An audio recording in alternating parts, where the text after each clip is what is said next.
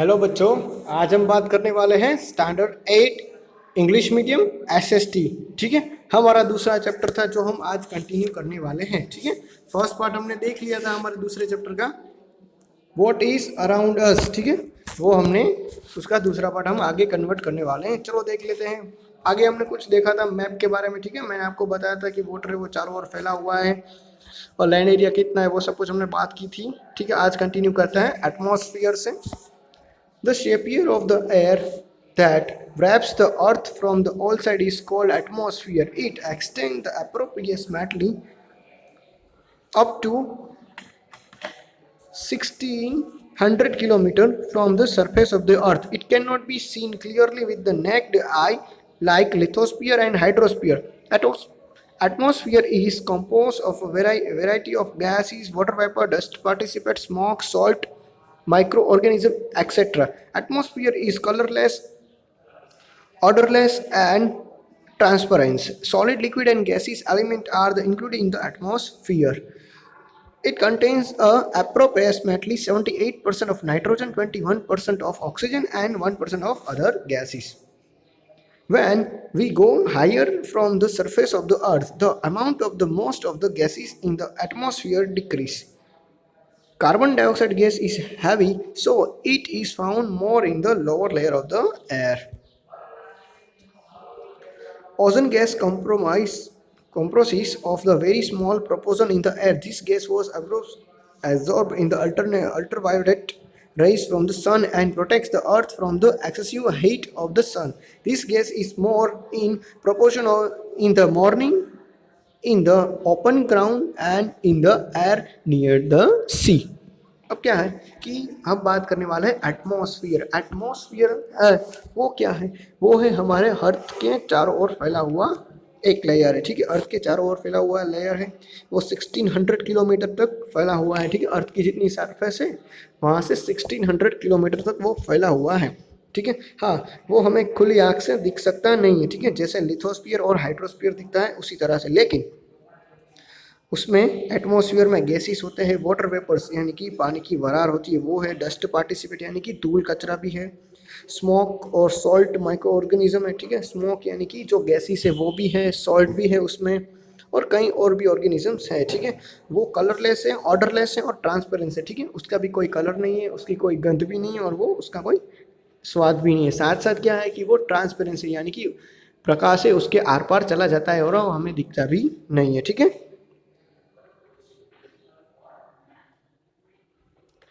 और 78% उसमें नाइट्रोजन है। ठीक है, एटमॉस्फेयर में 78% नाइट्रोजन है, 21% ऑफ ऑक्सीजन है और 1% इज अदर गैसेस है। ठीक है, हमें तो दोनों ही याद रखना क्योंकि 78% नाइट्रोजन है वो भी इंपॉर्टेंट है और 21% ऑक्सीजन है वो हमारे लिए इंपॉर्टेंट है क्योंकि वो उसी से हम तो रेस्पिरेशन करते हैं। चलो देखते हैं आगे।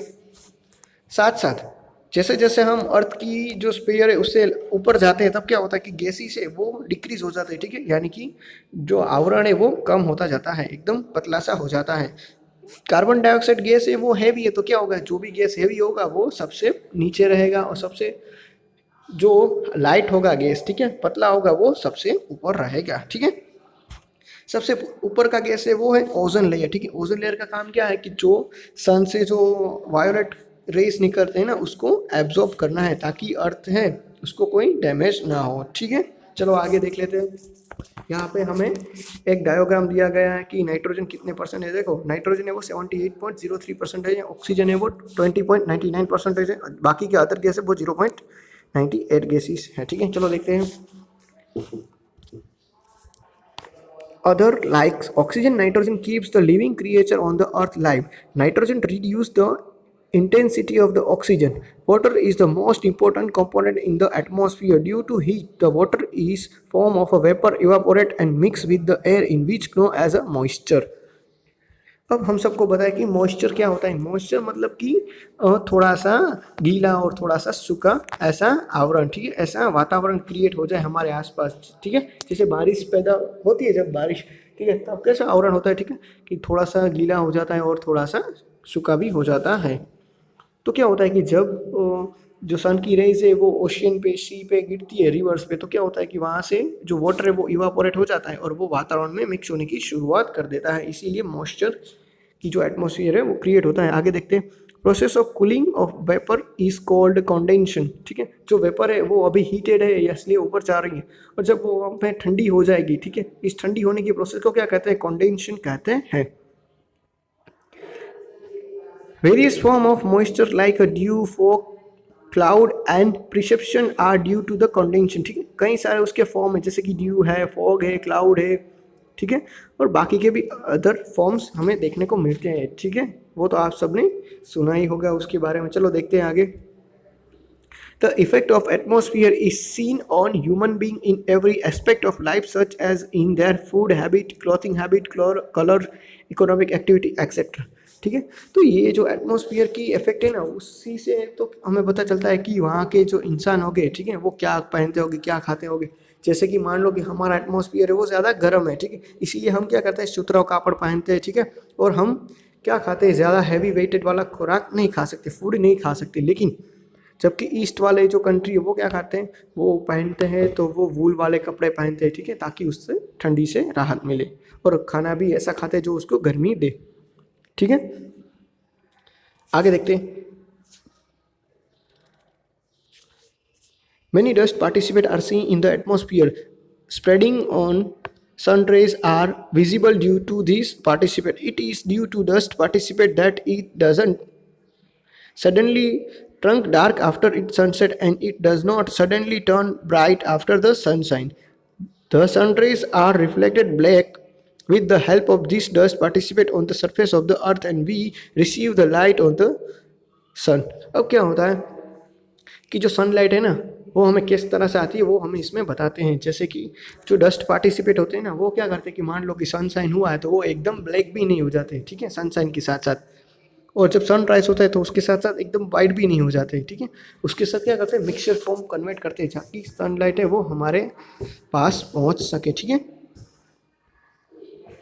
That is why radio and Doordarshan telecast is possible, और इसी की वजह से तो दूरदर्शन और टेलीकास्ट है वो होते हैं। चलो देखते हैं यहाँ पे क्या दिया गया है। देखो यहाँ पे हमें लिथोस्फीयर, हाइड्रोस्फीयर, बायोस्फीयर, ये सब कुछ हमें दिया गया है। ठीक है, हमें बताइए कि लिथोस्फीयर क्या है, बायोस्फीयर क्या है, हाइड्रोस्फीयर क्या है, एटमॉस्फेयर क्या है। अब देखते हैं बायोस्फीयर। ठीक है, बस अब देखते हैं आगे। This part of lithosphere, hydrosphere and atmosphere where the living world is accident is known as a biosphere. ठीक है, जब ये तीनों मिल जाएं और जहाँ पे इंसान, आदमी कुछ रहते हो, ठीक है, जीव हो, उसको बायोस्फीयर कहते हैं। पर sphere is one of the most important sphere on the earth. Earth is only planet in the solar system having a biosphere. Biosphere including a vegetation, animal, insect, and human beings. We obtain food and many other necessary things from biosphere. We cannot live without the vegetation and animals. Biosphere is the base of our existence and living. It is the device into two parts. One non-living and living. Lithosphere, hydrosphere, and atmosphere from the non-living part, while animals and microorganisms are the included in the living world. अब क्या है कि biosphere क्या है कि जिसमें सब animals, इंसान रहते हो, उसको, जिसमें लिविंग थिंग्स रहते हैं ना, उसको बायोस्फीयर कहते हैं। ठीक है, बायोस्फीयर में क्या क्या है, दो पार्ट है, एक लिविंग थिंग है और एक दूसरा है non living thing. Non living thing में क्या है, जो हाइड्रोस्फीयर है, लिथोस्फीयर है और एटमॉस्फीयर है ना, ठीक है, वो सब क्या आता है, वो है नॉन लिविंग थिंग। और लिविंग थिंग्स में क्या आता है, एनिमल्स, ह्यूमंस, वो सब है लिविंग थिंग्स में आता है। चलो देखते हैं थिंग्स में आपको क्या थिंग्स करना है। आपको ये बताना है कि ये सब कुछ है वो कैसे क्रिएट होता है, ठीक है, वर्ल्ड कैसे बनाता है, ये सब कुछ चीज़ें हैं वो किस में आती है और कैसे बनती हैं। चलो देखते हैं आगे। Effect of human activities on the sphere. ठीक है, हमारी एक्टिविटी की स्पीयर पे क्या इफेक्ट होती है। Human beings flowing and unflowingly undertake many activities for their development. Human association causes an imbalance in the different sphere. Due to this, the balance of the various spheres is threatened. Underground nuclear testing, too much drilling for minerals, oil, and excessive drilling of tube well affect the lithosphere and causes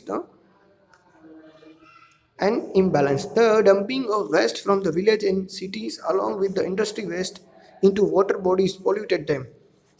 The polar caps have started melting due to the increasing heat. The oil spilling from the ship and disposal of industries and chemically waste into the water causes the destruction of the marine life, which highly danger for the hydrosphere. अब क्या होता है कि हम सब लोग हैं वो क्या करते हैं, या तो जान के या तो अनजान के क्या होता है कि हमसे हमारे डेवलपमेंट के लिए जो भी चीज़ें चाहिए वो लिथोस्फीयर, हाइड्रोस्फीयर, एटमॉस्फेयर, बायोस्फीयर से हम लेना शुरू कर देते हैं और फिर हम देखते भी नहीं है कि उसका यूज़ हम किस तरह से कर रहे हैं। उसका यूज़ करके हम क्या करते हैं, उसको बिगाड़ना शुरू कर देते हैं। जैसे कि लिथोस्फीयर है, ठीक है, लिथोस्फीयर हमने देखा था ना, क्या था लिथोस्फीयर में। लिथोस्फीयर में हम मिनरल ऑयल वो है ज़्यादा मात्रा में है वो निकालना शुरू कर देते हैं और जिसकी मदद से हमें डिग करना पड़ता है, ठीक है, ज़मीन को खोदना पड़ता है, इसीलिए ज़मीन भी बिगड़ जाती है। फिर बात करते हैं हाइड्रोस्फीयर की। हाइड्रोस्फीयर में क्या होता है कि पानी है, ठीक है, उसको हम क्या करते हैं, उसमें कचरा डालते हैं, इंडस्ट्री का जो वेस्ट है वो डालते हैं और उसको अच्छी तरह से क्लीन भी नहीं करते, इसीलिए हाइड्रोस्फीयर है वो भी बिगड़ता है। साथ साथ हाइड्रोस्फीयर में जो भी लिविंग क्रिएचर हैं, जैसे कि मछली है, मेंढक है, ठीक है, कछुआ है, तो ये सारे जो भी लिविंग क्रिएचर है वो भी, उसको भी लाइफ है, वो भी डैमेज हम करते हैं, ठीक है। और जैसे कि बात करते हैं आगे कि harmful gases emitted by the industries, workshop, power station and vehicles pollution air. The areas with the higher frequency of the vehicle show the increased rate of the carbon monoxide in the air. The amount of CO2 in the increase due to the cutting of the tree. Heat on the earth increase due to the increase in CO2 in air. In this way, human activities affect the biosphere. फिर क्या होता है कि हम सब लोग क्या करते हैं कि जो हार्मफुल गैसेस है, ठीक है, जैसे कि जो इंडस्ट्री का गैस है, हमारे व्हीकल का गैस है, वो सब भी एयर में ऐसे ही ओपनली रिलीज कर देते हैं, जिसकी वजह से क्या होता है कि जो एयर है, ठीक है, वो भी अफेक्टेड होता है। साथ साथ क्या करते हैं, हम ट्री को भी कट करते हैं, जिसकी वजह से कार्बन डाइऑक्साइड है उसका भी जो लेवल है वो इंक्रीज़ होता है और हवा में जो भी गैसेस है, बैड गैसेस, ठीक है, उसको हम रिलीज़ करते हैं तो उससे क्या होता है, जनरेट होता है कार्बन मोनोऑक्साइड, ठीक है, वो भी क्या करता है, हमारे ये जो स्पीयर है उसको डैमेज करता है और इन तीनों स्पीयर को डैमेज होने के बाद ऑटोमेटिकली बायोस्फीयर है वो भी डैमेज हो जाता है, ठीक है, क्योंकि वो भी तीनों के साथ कनेक्टेड है। अब देखते हैं एक्सरसाइज क्या है। Answer the following question. What do you know about your earth, right और शॉर्ट। आप अपने अर्थ के बारे में क्या जानते हो और उसको शॉर्ट में लिखना है। चलो देखते हैं दूसरा। How much time was taken by the earth to reach it present form after the being detached from the sun and why, ठीक है। अब क्या होता है कि कितना टाइम लगता है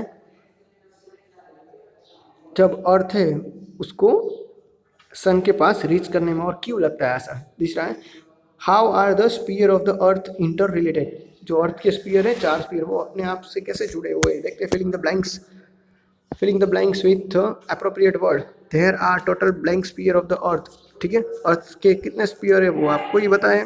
दूसरा देखते हैं lithosphere cover appropriately blank percentage of the surface of the earth, ठीक है, लिथोस्फीयर है वो कितना परसेंटेज ऑफ अर्थ का सरफेस कन्वर्ट किया हुआ है, हम सबको पता है।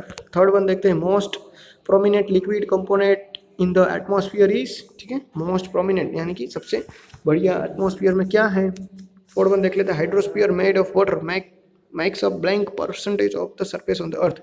हाइड्रोस्फीयर है वो कितने परसेंटेज ऑफ वाटर से बना हुआ है, वो अर्थ का कितना है। फिफ्थ वन देख लेते हैं gas absorb the ultraviolet rays on the sun. कौन सा गैस है वो एब्जॉर्ब करता है ultraviolet of the sun rays को, ठीक है। तो देखते हैं, आपको यहाँ पे डेफिनेशन देनी है लिथोस्फीयर, हाइड्रोस्फीयर, एटमॉस्फेयर, बायोस्फीयर और पॉल्यूशन की, ठीक है। देखते हैं state whether the following statement is true और फॉल्स। आपको ट्रू और फॉल्स बताना है। The earth is member of the solar system, ठीक है, अर्थ है वो सोलर फैमिली का एक मेंबर है। ट्रू या फॉल्स वो आप ही को बताना है। नंबर 2 देख लेते हैं proportion of water on the surface of the earth is less than proportion of the land, ठीक है, जितना अर्थ के ऊपर वाटर है, ठीक है, उतना जमीन के ऊपर उतनी जमीन नहीं है। सही है या गलत है वो आपको बताना है। The fresh water is a gift of hydrosphere, ठीक है, जो अच्छा पानी है वो हाइड्रोस्फीयर की गिफ्ट है। ट्रू या फॉल्स। फिर है ऑक्सीजन डिल्यूटेड्स नाइट्रोजन, ठीक है, ऑक्सीजन है वो नाइट्रोजन को कम करता है। ट्रू या फॉल्स वो आपको लिखना है। चलो देखते हैं question number 5। Explain the how the following are the related your life. आपकी लाइफ में ये कैसा इंपॉर्टेंट है, जैसे कि माउंटेन है, फील्ड है, रिवर है, लेक्स है और फॉरेस्ट है, ठीक है, वो किस तरह से आपको इंपॉर्टेंट है। ठीक है, आज हमारा पहला पार्ट, दूसरा पार्ट है वो भी कंप्लीट हो चुका है। ठीक है, फाइनली हमारा यूनिट नंबर 2 है वो भी यहाँ पे कंप्लीट होता है। Thank you.